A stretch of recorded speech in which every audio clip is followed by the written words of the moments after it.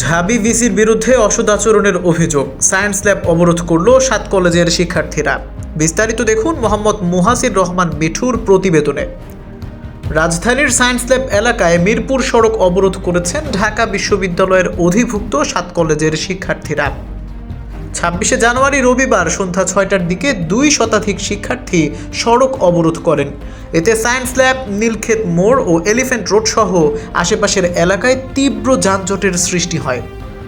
জানা যায় 7 কলেজের শিক্ষার্থীদের 5 দফা দাবির অগ্রগতি সম্পর্কে জানতে ঢাকা বিশ্ববিদ্যালয়ের প্রভিসি অধ্যাপক ডক্টর মামুন আহমেদের সঙ্গে সাক্ষাৎ করতে গেলে তিনি 7 কলেজের শিক্ষার্থীদের সঙ্গে অসদাচরণ করেছেন। এর জেরে শিক্ষার্থীরা তাৎক্ষণিক প্রতিক্রিয়ায় সায়েন্স ল্যাবের সড়ক অবরোধ করেন।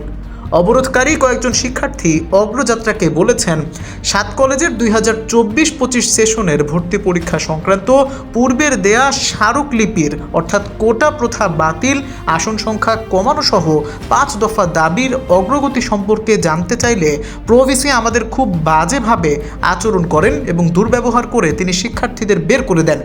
এই শিক্ষার্থী আরও বলেন, আমাদের দাবি মেনেই 7 কলেজের ভর্তি পরীক্ষা নিতে হবে। রাষ্ট্র যখন আমাদেরকে নিয়ে সিদ্ধান্তে আসছে, ঠিক তখনই তারা টালবাহানা শুরু করেছে। প্রভিসির অসদাচরণের প্রতিবাদে আজ আমরা এখানে আন্দোলন করছি। মূলত ঢাকা বিশ্ববিদ্যালয়ের প্রভিসির ক্ষমা চাওয়া সহ 5 দফা দাবিতে সায়েন্স ল্যাব অবরোধ করেছেন 7 কলেজের শিক্ষার্থীরা। শিক্ষার্থীদের দাবিগুলো হলো: 1. 2024-25 সেশন থেকেই 7 কলেজের ভর্তি পরীক্ষায় অযৌক্তিক কোটা পদ্ধতি বাতিল করতে হবে। 2. শ্রেণীকক্ষের ধারণ ক্ষমতার বাইরে শিক্ষার্থী ভর্তি করানো যাবে না। 3. শিক্ষক শিক্ষার্থী অনুপাত বিবেচনায় নিয়ে শিক্ষার্থী ভর্তি করাতে হবে। 4.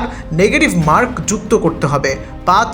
7 কলেজের ভর্তি ফির স্বচ্ছতা নিশ্চিতে মন্ত্রণালয় গঠিত বিশেষজ্ঞ কমিটির সঙ্গে সমন্বয় করে ঢাকা বিশ্ববিদ্যালয় ব্যতীত নতুন অ্যাকাউন্টে ভর্তি ফির টাকা জমা রাখতে হবে।